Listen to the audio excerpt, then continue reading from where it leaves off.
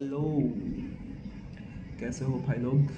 आज हम लोग अखंड ज्योति का एक नया स्वरूप देखने जा रहे हैं। आज की कहानी इंटरेस्टिंग है।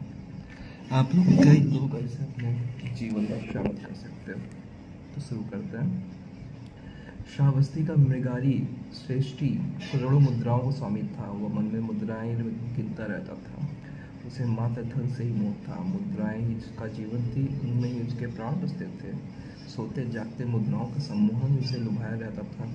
संसार में और भी कोई दुख सुख है या उसके कभी अनुभव ही नहीं किया। एक दिन वह भोजन के लिए बैठा।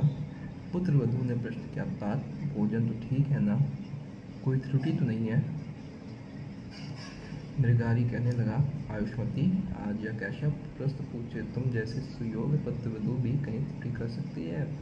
तुम्हें सदैव ताजे और स्वादिष्ट व्यंजनों से तृप्त किया है। विशाखा ने निश्वास छोड़ी, दृष्टि नीचे करके कहा, आर्य ये तो आपका भ्रम है। मैं आज तक सदैव आपको बासी भोजन खिलाती रही हूँ। मेरी बड़ी इच्छा होती है कि आपको ताज़ा भोजन कराऊं, पर ऐष्णाओं के सम्मोहन ने आप पर पूर्ण अधिकार कर लिया है। खिलाऊं भी तो आपको उसका सुख नहीं मिलेगा। आपका जीवन पासा हो गया है, फिर मैं क्या करूं। मृगारी को सारे जीवन की भूल पर बड़ा पश्चाताप हुआ। अब उसने भक्ति भावना स्वीकार की और धन का सम्मोहन त्याग कर धर्म कर्म में रुचि लेने लगा। भौतिकता का आकर्षण प्राय मनुष्य की सदिच्छाओं और भावनाओं को समाप्त कर देता है। उस अवस्था में तुच्छ स्वार्थ के सिवा जीवन की उत्कृष्टताओं से मनुष्य वंचित रह जाता है।